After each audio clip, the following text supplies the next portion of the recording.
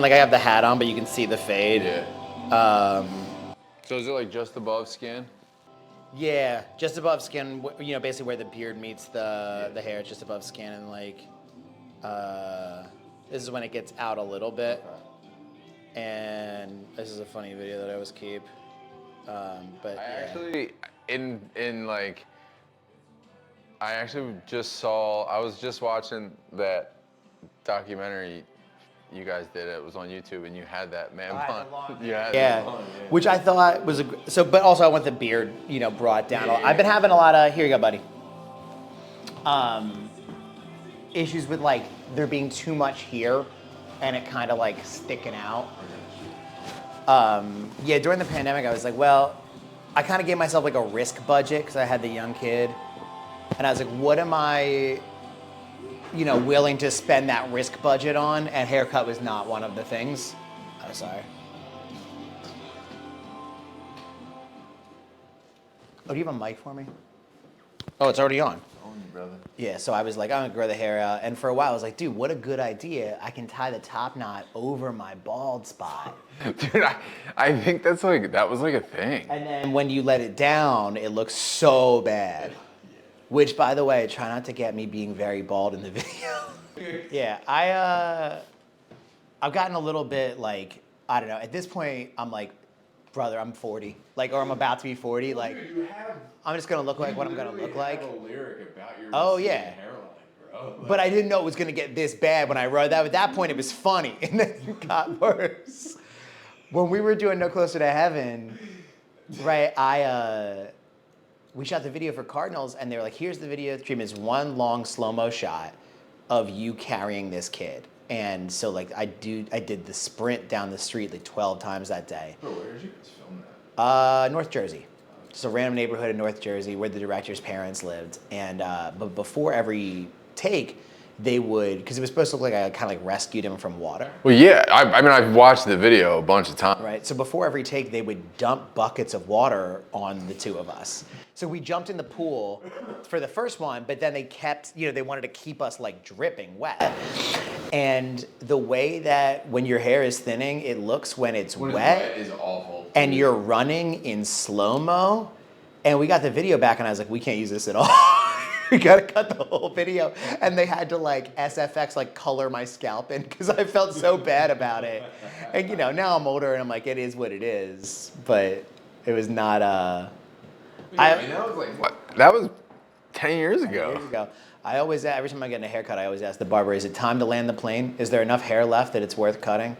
Dude, honestly, when you wrote Cardinals, who was that? Did you write that about someone in particular, or is that just kind of? Yeah, I mean, it is. I guess to kind of piggyback before you end, because I don't know. Cardinals always remind me of my grandpa, so I think like that song takes me to my grandpa, and then also Blue. There's yes, that you talk about Wings Field. Oh yeah. And dude, my grandpa used to take me to Wings Field, so it was like a double whammy on that whole record. And I'm like, God damn, because I used to go to Wings Field with my grandpa too. Kind of the special thing about that record is it's like the way that people, you know, relate to those songs and make them about themselves. And like, I think that like that's kind of the people warned us when we were starting. They're like, hey, maybe these lyrics are too specific and people won't be able to see themselves in them. And I think it's been the opposite, right? Like the more specific I get, the more you can tell that these are like rooted in real emotions. And people will be like, I felt that emotion. Maybe not at that same hospital, maybe not at that same, you know, whatever, but like that same basic emotion I know. You know, and so, but like, yeah, people always assume that Cardinals is about our friend Mike because Cigarettes and Saints is about our friend Mike. Right. And they have the recurring lyric in both of them. But Cardinals is mostly about my actual brother, my blood brother. And just like feeling like I was so focused on the band that, and he's like decently younger, like much younger than I think a lot of brothers are. And I think I was so focused on the band, it's so myopic that I missed like a period of time where he probably could have used an older brother. And I was just like always somewhere else. And, you know, felt and feel pretty, I don't know, I beat myself up on that one. It's interesting, because what's the age difference? 5, over 5 years, yeah. Yeah, so similar to my brother, and when my brother was at that age where he could have used an older brother, I was raising a child. Yeah. So I was, you know what I mean? Like, yeah. And I think about that now, it's like, we've like never really caught each other at like a point in time. Like I see some of my friends that have like really like not, and I don't have, like I have a great relationship with my brother, but it's not like the relationship that like you would like, the older, younger brother relationship, you know? Because I just was raising a child at that point. And then I see guys that weren't raising a child at that point that have like a completely different relationship with their younger brother. And I'm like, damn, dude, that's kind of crazy, actually. With high school being 4 years and college being 4 years, like, we were never in those schools together, right? Like, you know, like what, a year of elementary school? I don't even know if I was in a year. I don't even know if I did elementary school with my brother. That's why I love that my boys are closer in age and like each other's best friend. And that's really awesome. They, you know, Jack gets home from preschool before Wyatt, and for a couple of hours just goes, when does Wyatt get home? When does Wyatt get home? Oh my God. He was bummed today when we walked in the door and said, okay, now we're going to get a haircut. He's like, no. Dude, that's really good. I've been waiting. I wonder if that'll ever end. I'm sure at some point, though, but like the way our town is too, like it's so neighborhoody. Right. And all the kids are just always playing together. And I grew up in Lansdale. In like Lansdale, Montgomery County? Yep, Montgomery County, yeah, Monco. Did all of you guys grow up out there? Yeah, so 3 of us are Lansdale guys, North Penn guys, and then 3 guys are Wissahickon guys. Was it like that out there, like real neighborhoody? And Not as much, 'cause it's just like more sprawl. Like, I mean, there are parts of Lansdale that are like walkable like that, the way our town is. But like the part that I lived in, like the street that I lived on was like a, you know, 55 mile an hour like county road kind of thing. Like you can't cross it. You weren't even playing outside on that road. You go through the back, you know. And I used to cut through the back woods into like the cul-de-sacs behind me to go play with those kids. Yeah, I grew up around here, so everything was very neighborhoody, and like I hope my sister is close to my age. My sister is 31 or 32, so we hung out at certain points of life. Yeah, I love the way that like, and like the school is in the neighborhood. Like I walk him to school every day. Dude, that's so sick. I mean, the school is, I'm talking like 40 yards from my house. Like if I warm my arm up, I hit it with a baseball, no problem. Tear my rotator cuff in the meat, but yeah, it's so sick. Like Halloween is like a movie, man. Like they get out of school and immediately start trick-or-treating. Like they spill out from their Halloween parade at the end of the day and just go to the first house. What's up, bud? You were growing up. What did you guys do out there? What was the vibe out there? I mean, up through middle school, you know, it was just riding bikes around and like that. So like that system of cul-de-sacs that I lived in front of, like what's kind of crazy about that area is like the income disparity is like pretty big. Oh, 100%. Right. So like the house that I lived in was like, you know, kind of in disrepair, right? Like this old Cape Cod in kind of bad shape. But right behind us are these like brand new, you know, popped up little mansions. And so I go play with those kids a lot and, you know, do capture the flag and that kind of thing. But once I hit 8th grade, I had a kid in my homeroom and he was like, hey, do you want to be in my band? And I was like, I don't know how to play anything. And he was like, well, I need a bass player and I have a bass and you can have it if you learn how to play it and join my band. And that was it.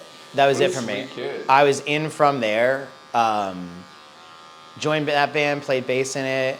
And then that spun into another band where I was playing bass and singing, and into another band where I was just singing, and then into another band where I was playing bass and singing. But like, I also just had the, I don't need anybody else to make it happen. I can make it happen mentality.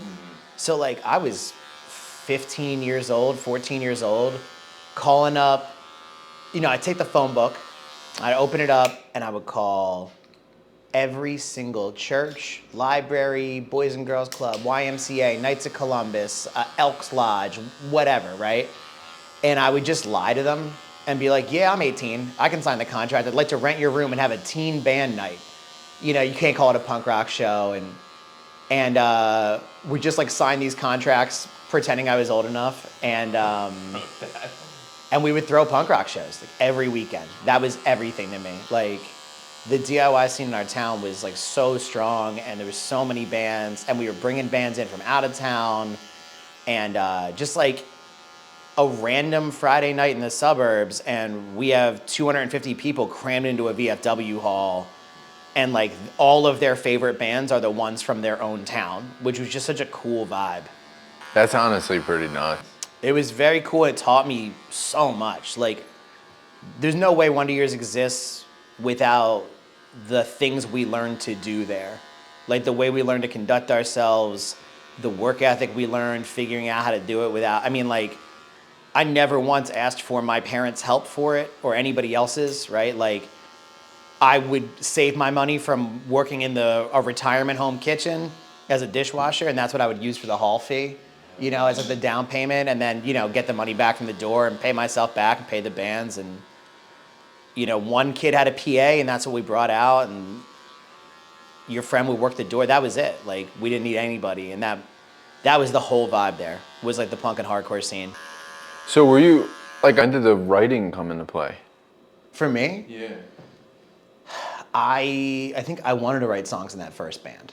Like that, just cause like. Did you write a lot, like as a kid? Like, is that how you flesh things out? I did, like, you know, but like as much as anybody else probably does, or I assume, you know, I wrote little stories and stuff. But I was, dude, so my first favorite band was Boys to Men, cause I'm from here, you know?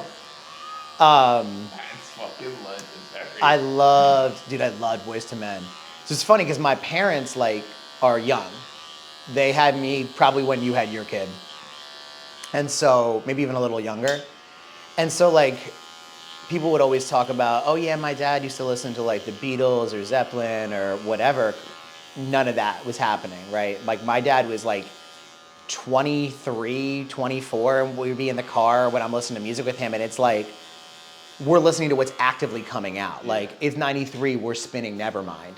Well, we're listening to, right? So like, so it's funny though, because like to me, Nirvana, Weezer, Beck, Radiohead, those are my dad's bands. Like that wasn't my music.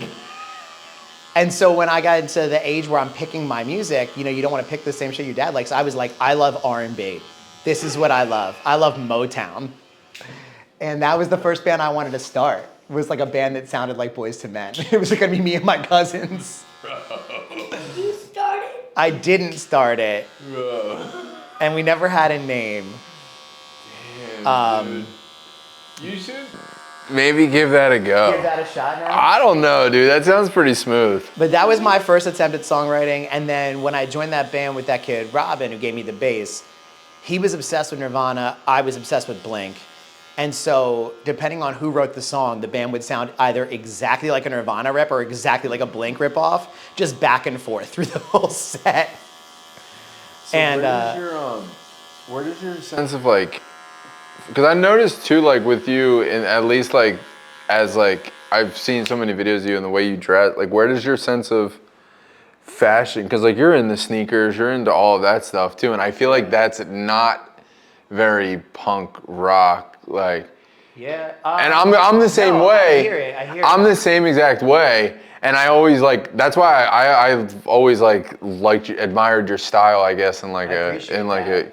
That actually didn't start until like pretty recently. Like I think that like if you look at pictures of me from like, I don't know, like, okay, so my wife, when I met my wife, she was really like, her whole thing was men's fashion. But it was like a little dressier version of that. Right, a little more cleaned up version of it. Like when I was working on, like when we were writing Greatest Generation, she was working at J. Crew Corporate. Like she was this dude, Frank Moichens, who was the head of men's design. She was his assistant. And she was doing like the third party branded buy in there.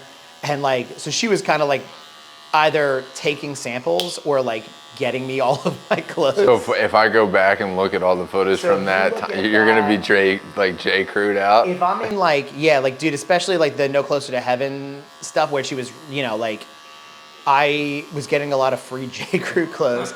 And like, yo, straight up J. Crew does have some shit that They I have like. some nice stuff. Especially, do. they have a line called Wallace and Barnes. I don't know if they still do, but it was like based on like World War II era, like really well-made quality product. And I loved the way that shit looked.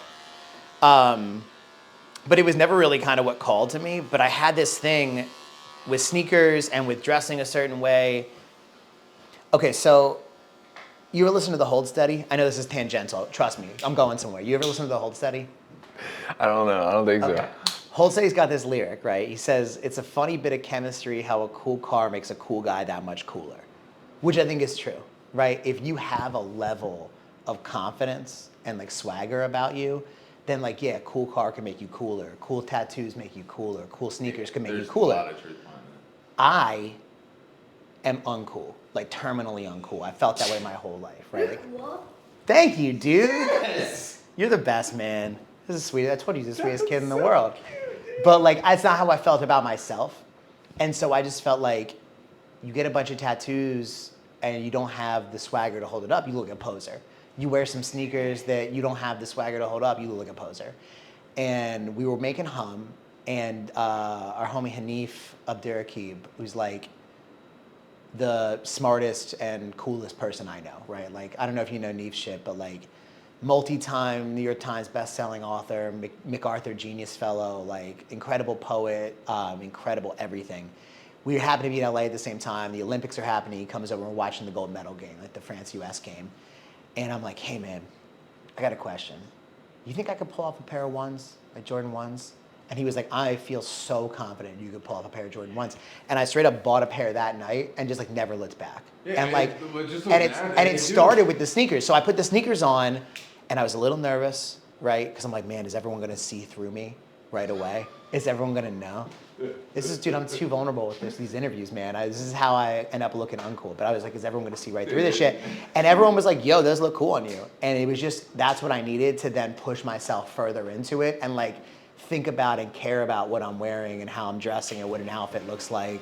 Yeah, And then I also like the like way you dress now. Like I said, it just It doesn't fit the. So I was. comport with the genre, yeah. And then like I got way more into finding like secondhand and vintage stuff and stuff that's been pre-loved and pre-worn and one, I think it just like fits better, it feels better, but two, like it helps me feel better about like my like rampant consumerism and not buying things just to see them go to waste, you know, a year later. That's really So like the you know, these pants are, I got it like a vintage store in, man, where were we? I want to say Alabama. Yeah, but Huntington, Alabama. That's what it was. On that, I did remember Yellow Card Rip. I was going for a run, and I ran past this place, and I saw like some stuff in the window that I was like, yeah, that's dope, and just stopped running and went in and bought this pair of pants, and then ran back carrying the pants like a football under my arm. That And makes you me ripped feel that- so good. And then you ripped that Phantoms jersey. The Phantom jersey, yo, shout out past to present I in said in Barrington. I was looking for something to rep from them at those shows, at like the underground art shows, and I tried to go twice in the same day, and both times no one was there, even though they were supposed to be open. And I sent a message to the Instagram and was like, yo, what the fuck? Like, I really want to come in and like buy some shit. And the owner hit me back right away. I was like, dude, I'm sorry. Like, you know, like my employee called out. I'll be down there in a little bit. And I rolled in, I ended up finding some time the next day to get in there. And they have a ton of dope shit. And I went to try a pair of pants on. And I went into the back room, which is also where they keep their stock, and I saw the Phantom jersey back there. So it was just in the It wasn't even on display, and the owner wasn't there, so the employee had to like hit him and be like, "Yo, that guy is here that you were talking, from the one who just came in today. and he wants to buy that Phantoms jersey, and he was like, yeah, he can buy it. Like it's for sale, and I was so stoked. Dude, that is so sick. It's like my favorite piece I own Oh, now. that is so sick. So have you like always been sad? Sad? Yeah. Yeah. Yeah. yeah.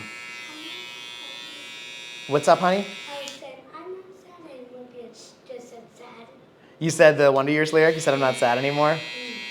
You're so funny, dude. Dude, you're good. Yeah. I mean, I remember it as early as elementary school. You know, just feeling this like kind of like floating sensation of sadness that wasn't moored to anything, and just being like, just something just feels off. I actually like literally can pinpoint the first night where like my mom was away visiting her friend in Seattle, and it was cold out, and I just felt like, I remember sitting on my like side step in the driveway with a jacket on, just being like, what's wrong? And I couldn't have been in more than 3rd grade. So yeah, I guess yes is the answer there. And has it like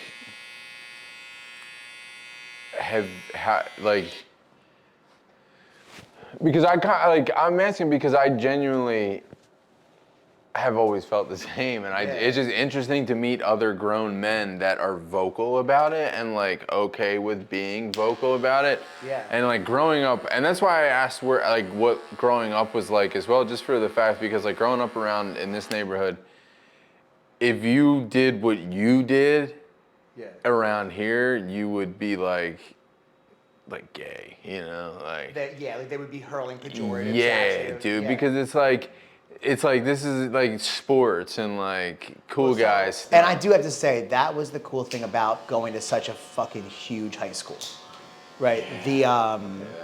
Like because, okay, so like, how many people you graduate with? 200 and something, maybe. So you basically knew who all of them Yeah, were. I know. Right, so when you know everybody, there's a kind of universal understanding of who is and is not cool, right? Like there's like a social class system. Yes. And that was like that and I fell into that my whole life, So dude. What was dope about being in such a big school is you can just float in and out, and there's none of that because you can't know everybody. So there can be no one who is universally cool or uncool because you just can't know who they are. Like, I would go from first period to second period, and 0 of the kids from first period were in second period. Like, you didn't have the same classes with the same people. Like, if I had 3 classes in a day of 8 with the same person, that was crazy. That would be like unheard of until senior year when you start picking them and it's like, okay, the music department or whatever. But because of that like anonymity that's granted to you in such a big pool, you're able to like incubate your ideas separate from everything else. Yeah, I never really had that luxury, man. And like, my parents are also super strict, I feel like, so it was hard for me to even kind of like, I couldn't even like run with the cool kids if I wanted to because my parents were strict. So like, I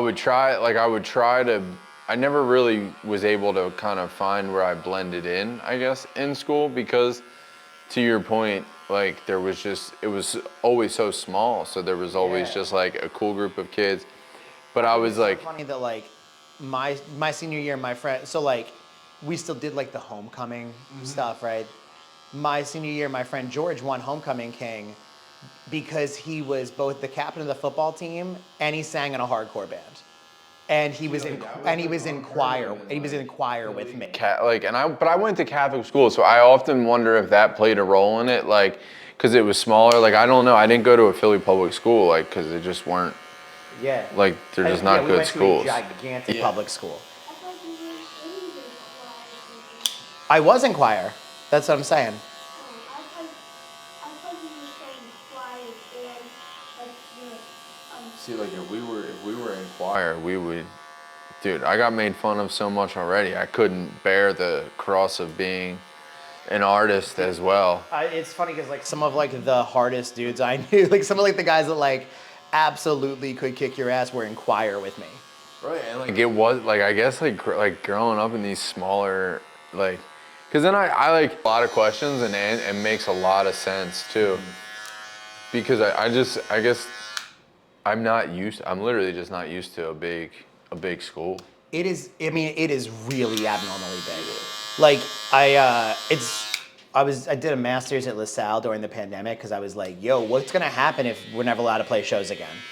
Like, Well, yeah, so that's a good segue actually real quick into, wouldn't you just go work on your in-laws' farm, dude?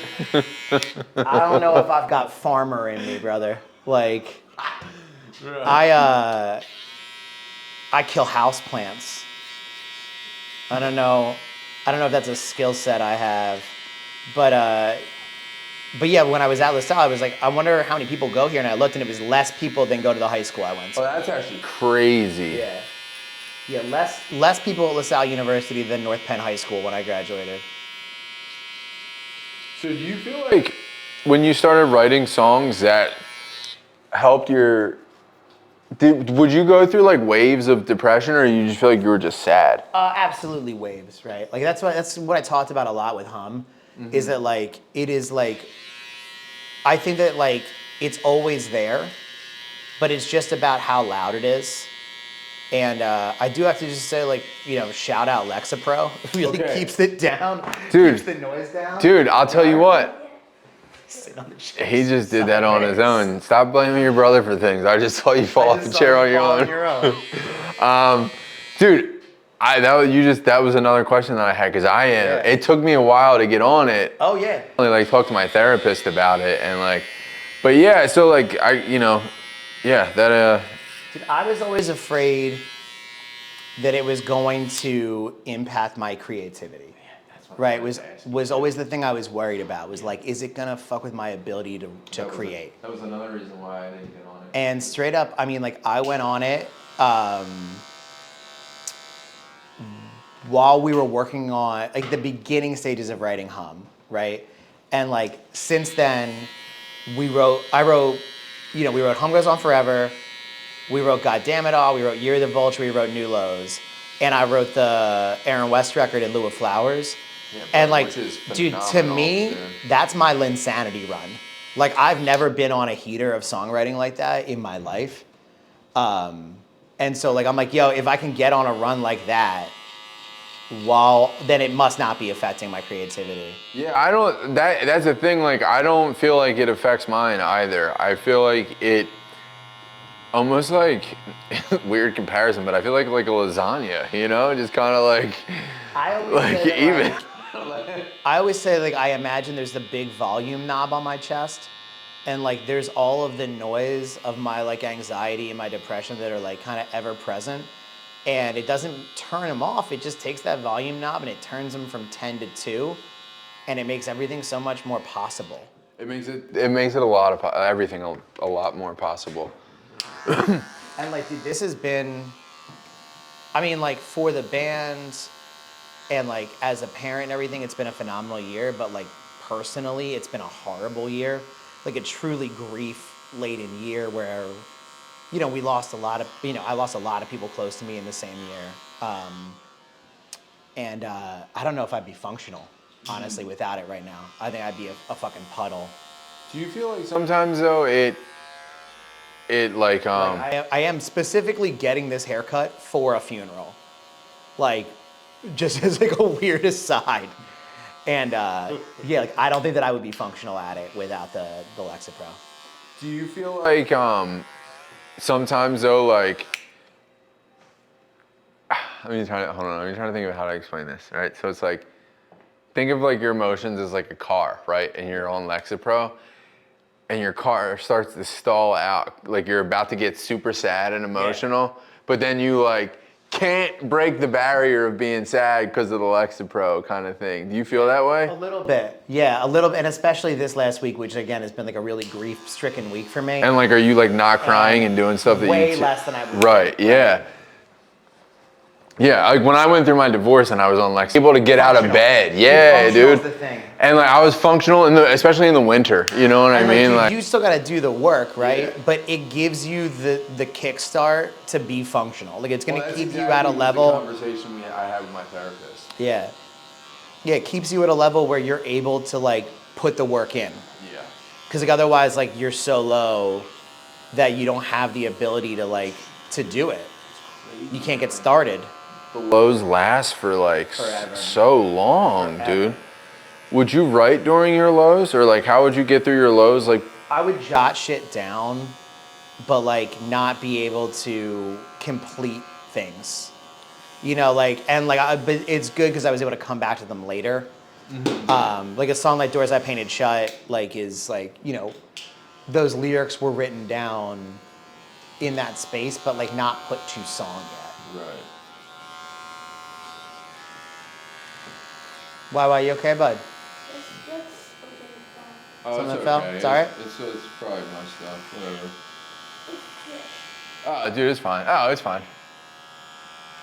I feel like eventually I would like to see what life is like without it. But I'm in all of these, like, even this right now, like, I'm not gonna lie, I was a little nervous today, and it's like, even, like, I don't know how, like, I would have been, like, drenched in sweat. Pete Wyatt. Yeah. I get it. Yeah, dude. Bro, he's got a song with his name in the title, dude. That's pretty The legit. coolest kid I could imagine. I don't even have a song about me, dude. He's so dope. I really am hoping that like we get back to a point in time where skits on albums come like back full Come full force, circle? and I can like do a skit on an album. I think that'd be pretty fun. That's definitely a hip hoppy thing. Yeah. Oh, I don't think that's ever existed in my world. That would be crazy. Should we do it? Start doing skits. Should we do it, dude? I think it probably. I'm really obsessed with flow of album. Like it's all I think about when I think about writing Fuck the records. whole is fuck flow the up. flow That up. would fuck the whole flow up, dude. That would mess your whole flow up. How do you like? All right, let's work backwards from a flow. Like, how do you start to sort that flow out? I usually get a couple songs in first, right? Like write a few songs, and like I like to look at an album. Okay, so this is where like it gets less fun to me, but right. So like, all right, let me see your shirt. So this is an XY graph, right? Like imagine it like that, and I look at an album as having like brightness to darkness, and like low energy to high energy, and I believe a good Wonder Years record has a reasonable dispersion of songs throughout that entire graph, and maybe a little more high energy and bright than like some bands, but then compared to other bands in our genre, a little more of the slow stuff and the darker stuff. And so when I start writing, I get a couple songs in, I go, okay, I got a song here, here, and here. I need to fill in some space here. Like I need the album to have a counterweight and a counterbalance so that listening to it is an experience that you have all the way through. And like, I also need, like, I feel like the need to give you like aural footholds throughout the record, because if every song you're hearing is like, damn, that's a bunch of guitars smashing me in the face, and like it's all at this level, you start to get lost in the track list. So I like to give you points where you go, oh yeah, like this is the song that starts with the piano. And then you go, I remember the song that starts with the piano, that's track 4. Right. And then I remember the next one, the one that came after the one with the piano is the one that does this, and it lets you kind of immerse yourself in the track list a little more. But like I want to give you like a balanced listening experience. So how do you tap into that from a writing perspective? Like, do you have to change the way your brain, like your emotions are going, or like how do you? At the beginning of a record, the first thing I do when I start writing is dump my notebook from like the time we finished the last one until now. So like, and I have it all sorts of places, right? Like 3 different notebooks with different ideas based on what I had with me at the time. Sometimes they're written on little scraps of paper. Like, I don't know if you saw that museum that we had last week, the exhibit, but there was the little piece of like craft paper roll that had the chorus of Wyatt's song written on it. Yeah. Because I wrote it when we were coloring on that roll, and I had to rip that piece out and keep it. You know, there's also in my phone notes and whatever. I dump all of that into like one place, like one master list of all of my lyric ideas. And then I start sorting through them and going like, which ideas coincide with other ones? Like which ones are telling the same story in a way, are related to each other? And I know he's the best. And then once I've organized those into those things, I started going, okay, well, what kind of story is it? What kind of music makes sense for this set of lyrics? And not to mention the hold steady again. You got to get that. I'm sorry. No. So not to mention the hold steady again, but like I remember talking about how, or hearing them talk about how Craig wrote a bunch of lyrics. You're gonna answer it? What would you say when you answered it? Welcome to the barbershop. Welcome to the barbershop? That's pretty good. Pretty damn good, dude. That's pretty good. And then, okay, I'm the guy on the other line. Ready? You say welcome to the barbershop. Welcome to the barbershop. Hi, I need a haircut. When do you have availability for a haircut? In 9 years. 9 years? And Do you know how long my hair's gonna be in 9 years? 9 years, brother. Too long. I mean, I won't look good, but I guess this is the best barbershop in the area, so I'll wait. So 9 years, so we're talking about like 2036. What month can you get me in?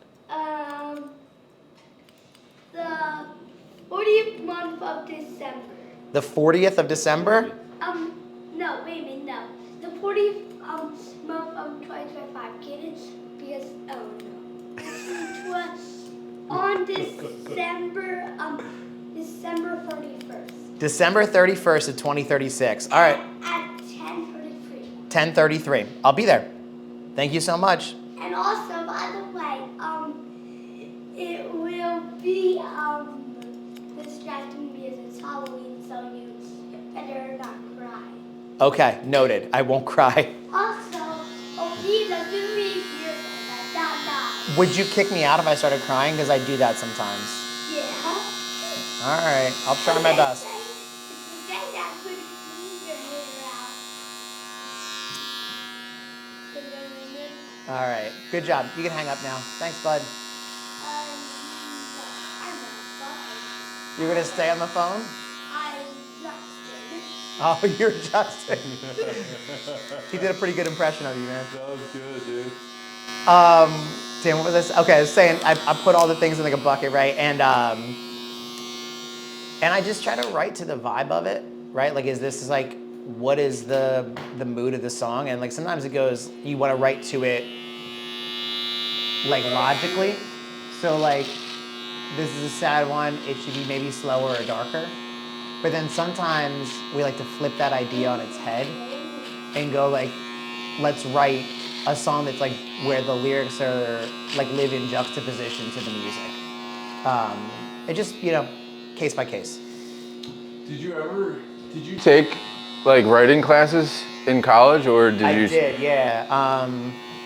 And even so like that was another cool thing about a school being that big, is that senior year, if you were ahead in math and science, and like I was, you don't have to take them, and you can pick other like electives, like full-time electives, like every day of the week. And so I took creative writing in high school, and I took it again at community college, and I took a poetry class at Temple, and then also at Temple I worked with this poet Stan Meir, who's in their English department, because I needed. Do you want this trimmed above the lip?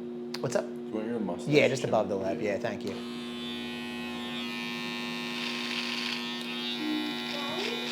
That's the stuff I feel like because I used to, like I journal every day now. I write every day, and I used to write a shit ton, like growing up. And I had a lot of interest in like poetry and writing in that way.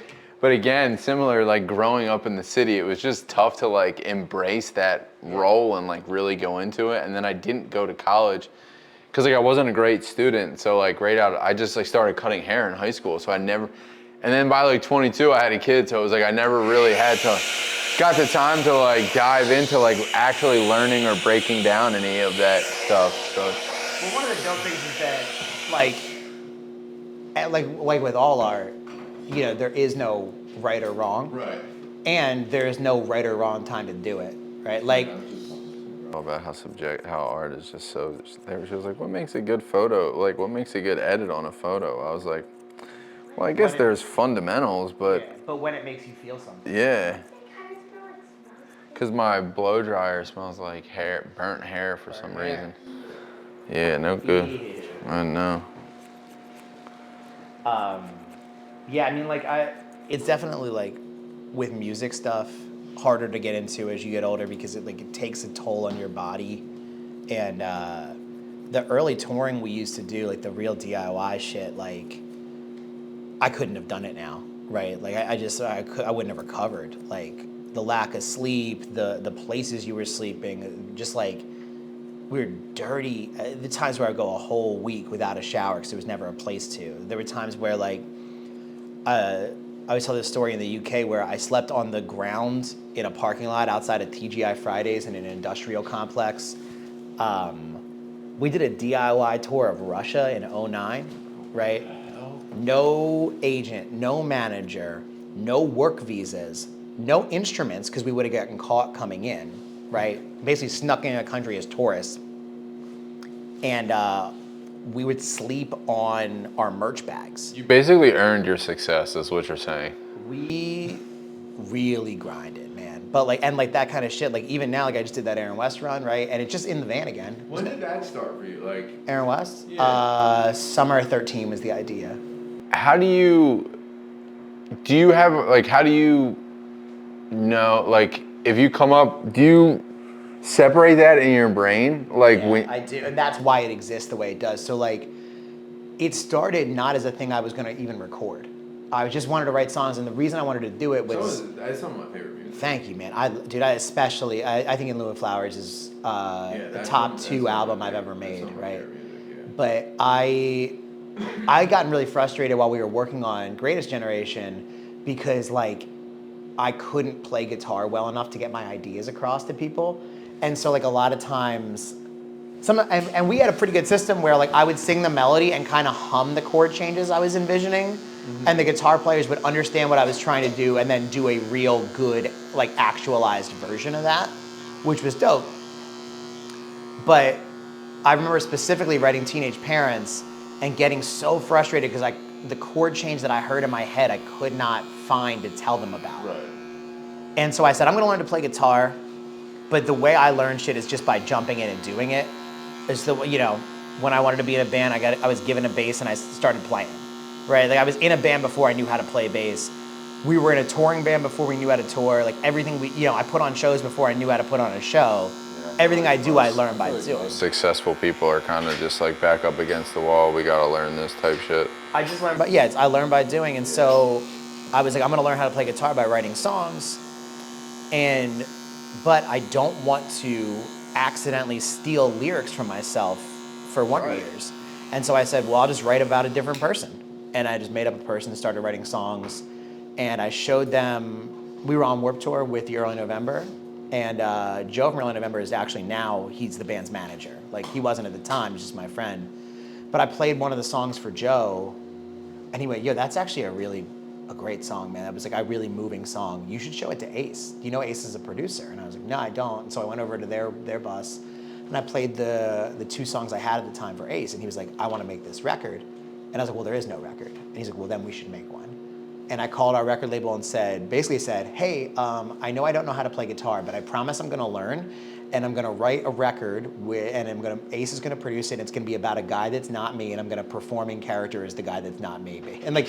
And to their credit, they just said, all right, we trust you. And that's how that whole thing happened. That's crazy. How do you manage both? Like in your, like, that's a lot. I think Wonder Years comes first, right? Like Aaron West is so fun, dude. Like it's just because I'm pissed I missed that showdown at the what are you doing on Saturday? nothing. We're playing with the Front Bottoms. Oh, you are? Are you? I forgot that was this weekend. Yeah. I'll get you on. We're over our guest list, but I'll email the guy. I think I can get you on. But yeah, You need photos? I'll shoot. Yeah, you know what? That would be easy. Then I'll put you on the crew list, and then that way I don't have to worry about sweet talking my way into an extra spot. Yeah, no problem. But yeah, the fun thing about that band is that like besides Nick, who plays drums in that and plays guitar in Wonder Years, no one else in the band is a professional touring musician.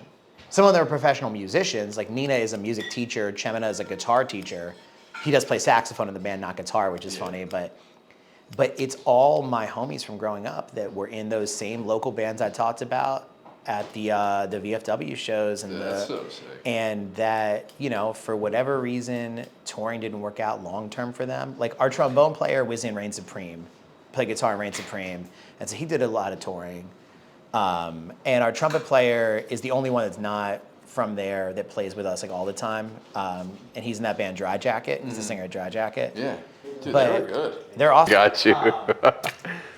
Do you razor the top of your beard, or do you leave that natural? I leave it natural. I trim it down to it, but yeah, I keep like a line. But yeah, so it's like what's fun about it is that for those people, it's like that's their time to get away from their job and play, and there's just like this like joy that comes from that, where it's like there's no stakes. It's just everybody doing a thing because they love it, and everybody that plays in Wonder Years loves playing in Wonder Years, but we also know it's our job. We treat it like our job, and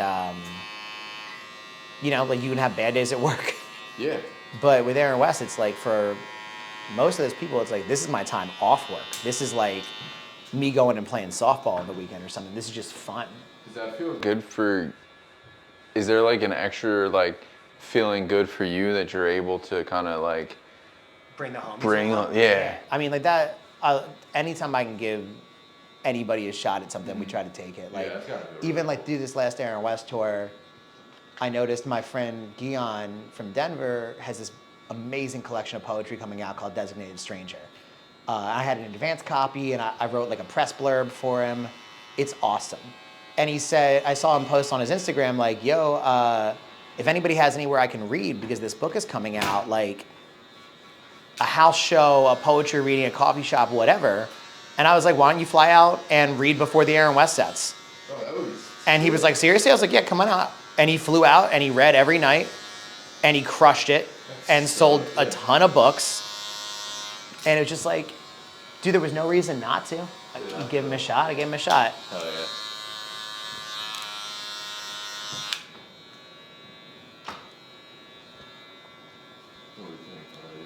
Take a look. Yeah, Cool. that's awesome. Dude, this looks really good. This, You want anything else with the beard, or is that cool? no, I think it looks great. Hell yeah, brother. Dude, I appreciate you coming out and doing this. You have like any like final questions or whatever? Like you got, like you ended up We honestly covered everything I really needed to ask. coming out to one of the TLA gigs. Dude, I didn't get tickets, so that'll be up to you guys. I'll take care of you. That's no problem. But that's the cool thing about TLA. Actually, we didn't talk about that for a second. Bro, that was so crazy. Dude, we knew we wanted to do something special, right? Because That's like we get stuck. That's in this like pattern. 8,000 people. Yeah, it's over 6. Yeah, we get stuck in this pattern, right, where there's no 5,000 cap room in Philadelphia. There's like the next one will be the Fillmore, right? there's the Fillmore, and we do it, and it's 2,500, and we do it all the time, and it's almost getting like stale. Like, not that it's not awesome. It's the nicest venue on the Eastern Seaboard. It's incredible, but we play it all the time. And the next step up from it, I mean, the Met exists, but it's 3,500 and it's seated, and that's not really a Wonder Years gig. So the next thing you could do, Especially for you guys to announce you might not tour for the foreseeable future, you need to we gotta take rock, some dude. time, right? You need So- to rock it. Yeah, and you so can't we're do like, the next thing up is Leah Chorus Center at Temple. But the problem with a place like that is you got to bring in the stage and the PA. They don't exist, right? And so like we would need to hire a staging company and a PA company and all things that we don't know how to do, and I don't want to blow. So we started talking to our agent about like fun things. They're like, yo, what if we just did like a long stick at 1,000 cap room? And so we put up the 4 nights, and so we put them up for pre-sale first, like a password protected one, so that we could make sure fans would get them. And of the 1,000 tickets that are available every night, 850 go in pre-sale, which is the cap for it. You can't do more than that. So then there's only 150 tickets left per night when it went on sale for the first 4, and they sold out they went on sale at 10. It was gone by 10:02. And so then we were like, well, what do we do? And the TLA was like, well, we have 2 more days open, and we're like, all right, run it. And so we added 2 more, and the same thing happened. They sold out so quick. Same thing happened. So now you know, we got 6 straight nights in Philly to end that tour, 6,000 tickets in the city. And I'm sure some people are coming multiple nights, right? It's not 6 Nights, I bet too. that a lot of people got more than one night. Yeah, especially because you guys, like I said, you guys did add that little thing at the end. Like But I think like, also I think we could have done more, right? Like we could have kept adding them. the amount of people that I saw that were that like struck out. Yeah. I have friends, a lot of friends. But the cool thing about doing 6 nights is I get 6 guest lists. So like I can spread it out because like it's also like Up with you guys every night? no, we got different support every night and it's killer, dude. Like direct I support, like the Gami guys. direct support throughout that tour. So it's night 1 is KP, and then it's Pool Kids, Oso Oso, Spanish Love Songs, Defeater, and Origami Angel. They're the Sunday night, yeah. Fire. It's gonna be So so. Origami. They did the story so far. Yeah, dude, those were the first ones I was telling you that like Yeah. when we started touring. That's how I knew I was old because like when Rylan would text me, be like, "Yo, OG, like, what do you think about this?" Like, I need like How do you feel about when it? they need advice about shit or like, I'm like, oh shit, They crushed it. They did crush it. That story, the story so far, and Neck Deep, it was a really good show.